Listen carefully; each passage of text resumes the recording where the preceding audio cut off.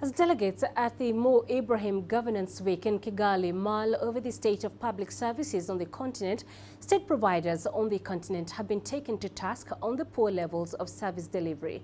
To get the perspective of key state providers, Uche Okoronkwo sat down with Jennifer Musisi, Executive Director of the Kampala Capital City Authority.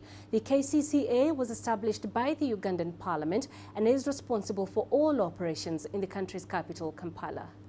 A lot of things had gone wrong over the years, and so picking the city out of that and putting it back on a road where normal city administrations would be, even that has taken a lot of effort, a lot of resources, and also coming from a place because of non-compliance. You know, a lot of citizens were used to doing what they like in the city. So the observance of the city regulations and laws were very, very lax.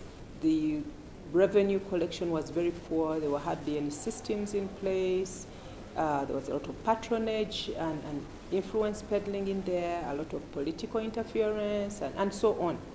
So picking the city from that and setting the basics of a new city administration, we had to build a new administration, a new institution, totally rebrand it, reposition it, fired everybody, hired afresh, and then put new job roles, new profiles, a new strategy, and people to implement that strategy, moving from an almost totally manual system to an almost totally electronic system, and growing the revenue by almost 200% in these years, and upping service delivery in a lot of ways. So there has been a lot of progress, but it's been also a very, very big challenge in a lot of ways, particularly to do with the public needs, but also the public compliance levels, the local compliance levels,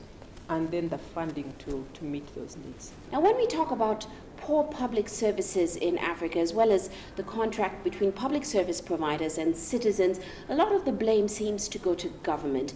What is your take on this, and where are the remedies? The public needs to demand for the services that they pay for.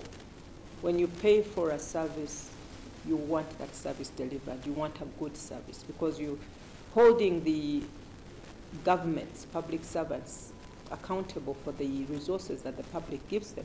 There has got to be a public accountability for those resources, which we have done in form of showing people where we're putting their money and building confidence in the public. And that's why a lot of the contribution has grown, in addition to closing the leakages, places of leakages in revenue collection and making it electronic.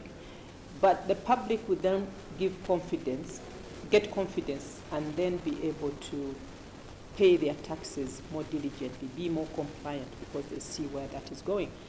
The second thing is, if we're going to fight corruption, everybody complains about corruption, but many times I will ask the public or the complainant to give me information that will help me deal with the individual that is corrupt.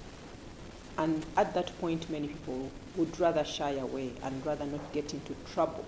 And I'm telling them that for as long as you do not give me the information to be able to deal with corruption, uproot it from where it's coming from, then you're part of the corruption and you're not solving the problem.